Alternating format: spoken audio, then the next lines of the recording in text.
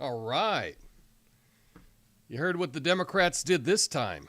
They gone and changed the order of the primaries for the next election. Yeah.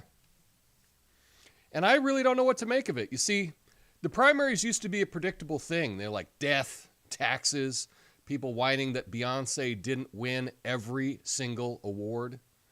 First Iowa, New Hampshire, then South Carolina. It was a time-honored tradition, a march to the nomination, a journey through the heartland of America. I mean, think about it. The purpose of a primary election is to determine the best candidate, to find the one who has the most charisma, the most vision, the most whatever it is that people are looking for in a leader. And clearly that works because look who we got. Now, they're trying to rig the system in their favor to give an advantage to the preferred candidate, but what happens to the voice of the people? Poof, it's gone, just like a news story critical of the media. But now, all of a sudden, they're shuffling it up like a bad playlist. They've moved Iowa to the back of the line. South Carolina, you go to the front. New Hampshire, nowhere to be found. And it's like they're playing cup and balls with the democratic process. And I'm not talking about the street performer. They're actually cupping our balls. Don't even get me started on Nevada. Who knows what even happened to them? And if you really wanted to be fair, if you really wanted to give everyone an equal shot, they would choose the order of the primaries the same way they pick numbers in a Powerball, randomly, fairly, honestly. But no, they had to go and rearrange the schedule to suit their needs. They claim it's to give more diverse states a voice, but let's be real. It's all about trying to rig the system, to manipulate the outcome, and make sure they get the establishment candidate they want. Well, the American people are not fools. Okay, some of the American people are not fools, and they see through the charade. They know when they're being played. But here's the thing. It doesn't matter what order the Democrat primaries are in. It doesn't matter if you start with small states or larger states. It doesn't matter if you got a bunch of primaries the same day, you spread it out over a few months. The end result is always the same. The end result, an establishment hack nominee who's the least unpopular. Now, in a democratic society, we don't need to cheat to win. We don't need rules. We don't change the rules to suit our own needs. We play fair. We let the best man or woman win. That's what this country was founded on, and that's what we should uphold. So let's insist on fair and honest primary process, one that gives every candidate a fair chance to shine. But that's because that's what America's all about, and that's what we deserve. Unless, of course, you're a Democrat. Then you can just change the rules as much as you want. So the next time you hear about the Democrats changing the order of the primaries, just remember them picking numbers like in Powerball. And if they can't do that, if they can't be fair and honest, then what hope do we have for a fair and honest election? That's the real joke, and it's not even very funny. My name is Tom Coffey. This is the Coffee and Nuance Show, the best censored commentary and news show live right now. Flame on.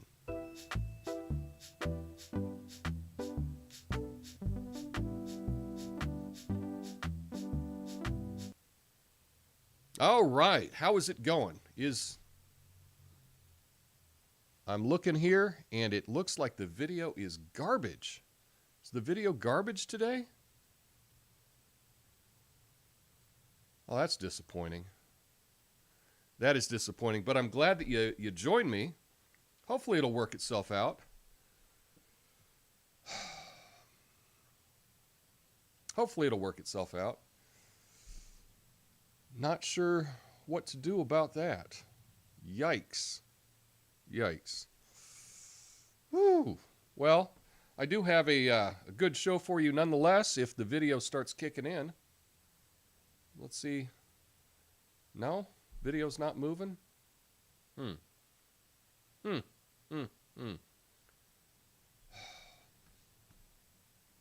Damn. check out the... I have to see what's up with that. Let's see.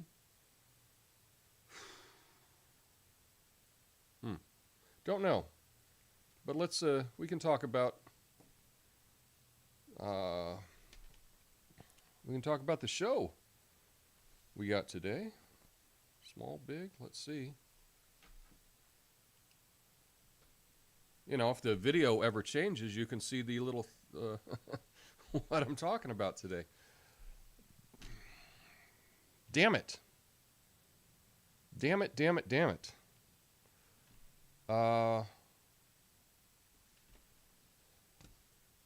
Not receiving enough video to maintain smooth streaming.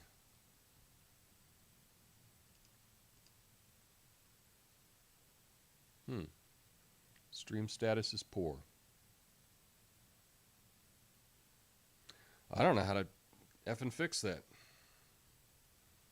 So, maybe it'll pick up?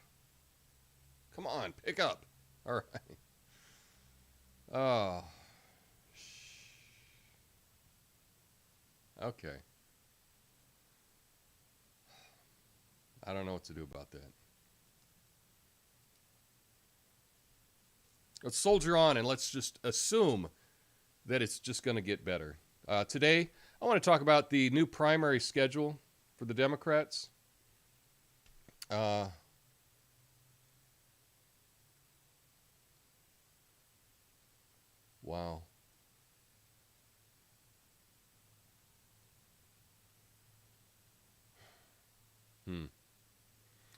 All right, yeah, I want to talk about the new primaries for the Democrats, the new schedule they got. I'm also going to talk about using a live stream as an alibi for murder. And clearly, you can't count on a live stream to work. So it doesn't make a good alibi for murder. Third up, I want to talk about some new insight into Bigfoot.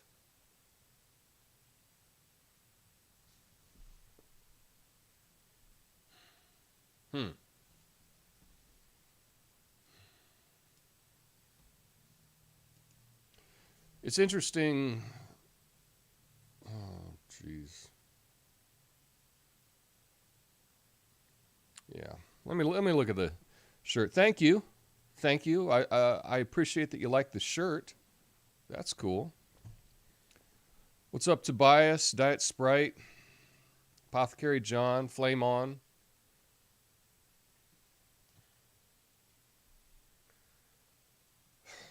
I guess I'll soldier ahead with this. With this, I'm not sure if I should stop it and try it again.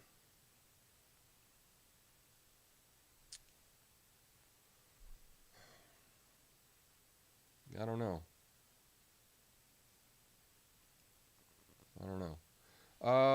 Okay, let's just soldier on and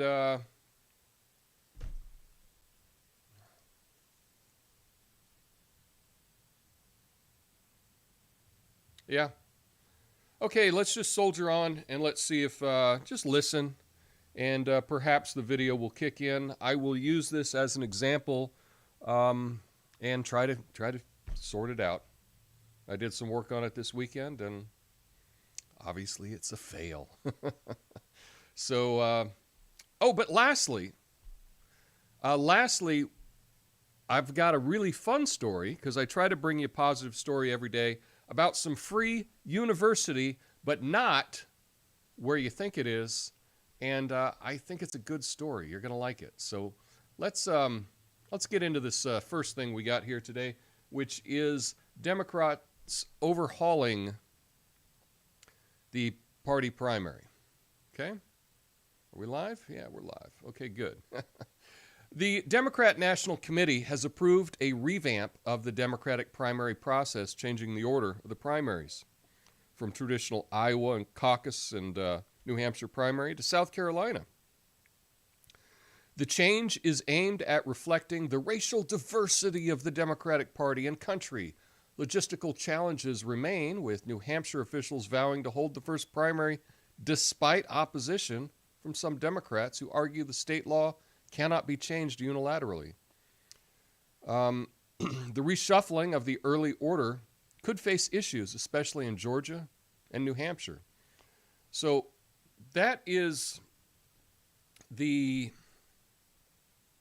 what's going on with the primary. They're shaking it up, and I find it interesting. Now, I've already made the prediction that Joe Biden is going to bow out and is not going to run. Okay, so keep that in mind. But I find it interesting that they want to get rid of those early states that didn't exactly go for the establishment candidate, and they moved up the state that the first primary that Joe Biden won last time. Now, they're doing this under the guise of diversity and to have a more diverse state in the beginning so that they can have more influence. But based on the results from before, moving up North Carolina, that looks to be like a state that falls in line with the Democratic Party and does what they're told and votes for the establishment guy. And so that's what it appears to me. You certainly don't want early states that are going to embarrass the party. You don't want early states that may go for someone that doesn't exactly fall in line with all the DC politics. So they're doing away with that. And it doesn't surprise me because that's what they do. Democrats are going to Democrat, right? The DNC is going to DNC. That's how I see it. I really do think if they wanted to be fair, right, to be fair about it, because I'm in Oregon, and I don't think Oregon should go first, just based on who Oregon votes for. I don't want that to be the trend. But Oregon's near the end all the time in primary season, and it's like we could move it up, but they're like, no, we're good Democrats. We do what we're told. We'll just we'll vote for whoever's left, right? That's what we get the presidential primary here in Oregon. Doesn't really matter to me. I'm not registered with any party anymore, so I don't care about primaries. But I mean, in general, they should try to be more fair. The name of the party is the Democrat Party. They should try to be a little bit more democratic. And they're doing this under the guise of that, but I don't buy it. I don't buy it. But that's what it is. Yes, I know the video appears to be jacked up, and it is what it is today, and I will go back and look at the settings and try to get it to work better tomorrow. So I'm sorry that it's all jacked up, but it is what it is. That is the first story. And let's get on to some live streaming Alibi.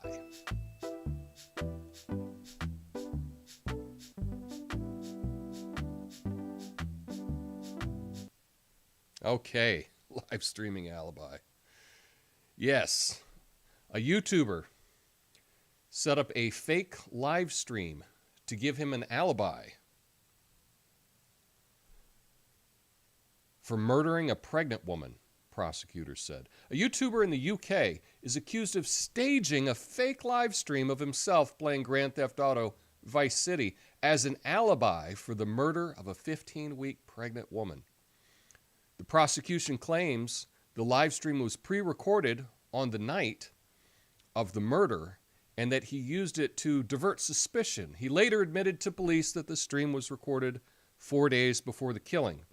In the hearing, prosecutors accuse him of a sophisticated, calculated, cool-headed plot and claimed he was capable of deception.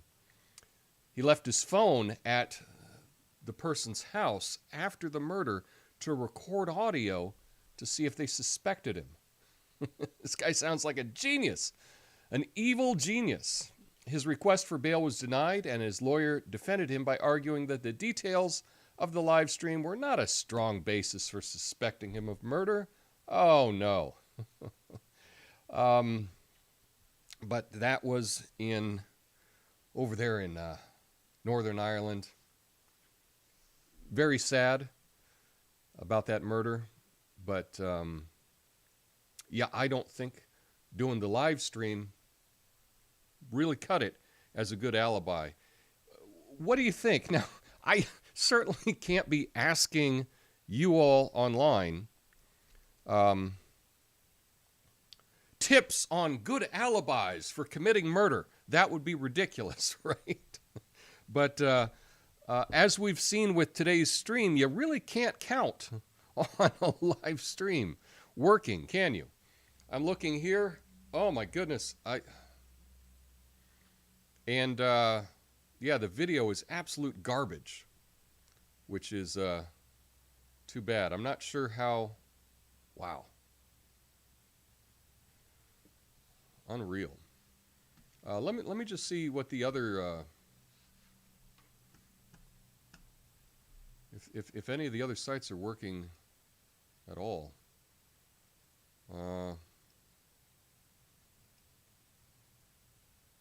Yeah, they all look like garbage. They all look like garbage. So that must be somewhere on my end. I'm not sure. We'll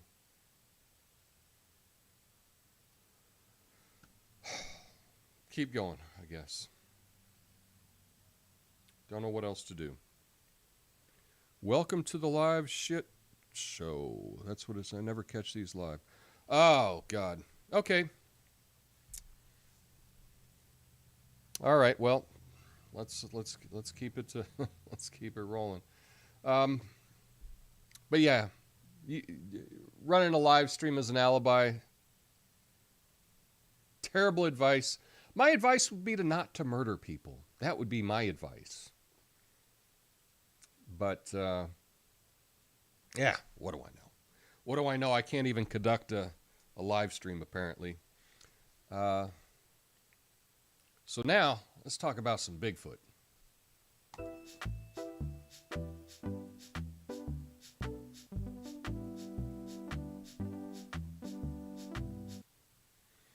All right, and this is controversial, to say the least. Okay.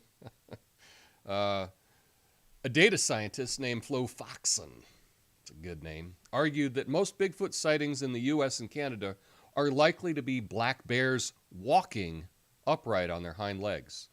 This conclusion is based on the behavior of American black bears and the correlation between black bear populations and Bigfoot sightings, especially in the Pacific Northwest, where more people report seeing Bigfoot due to the high number of both bears and humans. Foxon also mentioned that Sasquatch sightings in states without known breeding black bears population could be explained by misidentification of other animals or humans. In conclusion, he believes that the Bigfoot phenomenon may be due to many bears. So, is that plausible? What he found was a very strong correlation between black bear population and Bigfoot sightings. Correlation, not necessarily, there could still be Bigfoot, right? I mean, are you a Bigfoot believer? I am not. I think this sounds pretty plausible to me. I don't have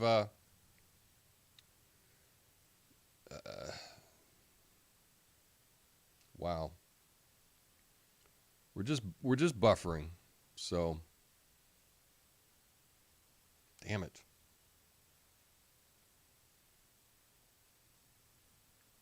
Well, I'm not sure. Okay, well, I guess I'll just keep going, and maybe I'll just re-record this. I don't know. Yeah. The audio's cutting out too. Whew.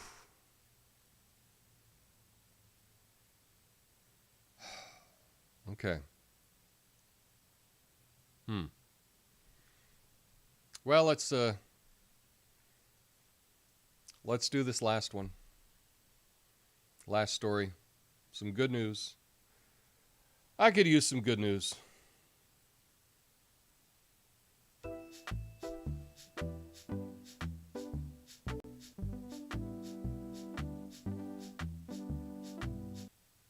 Okay. Good news. We got some free university happening, even if the live stream is not working at all. So I will give it a shot. Russian government is offering a scholarship program for foreigners, including U.S. citizens, to study in Russia for free at the undergraduate, postgraduate, and residency levels. Russia's taken over the chairmanship of the Supreme Eurasian Economic Council. President Putin has spoken about expanding international links and contacts with countries in Asia Pacific, Middle East, Africa, Latin America. Now, while NATO and the EU view Russia as a threat, there's another side to Russia, and more people should know about it. It's carrying out positive actions such as developing its agriculture sector and financing nuclear power deals in African countries. Now, what I found really interesting was this idea that you could have free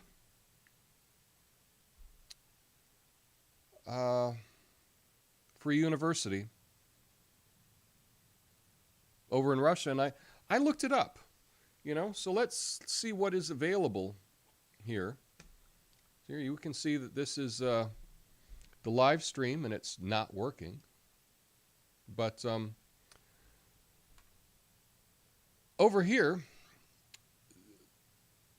and there'll be a link in the description, Education in Russia, you can sign up for a summer school program.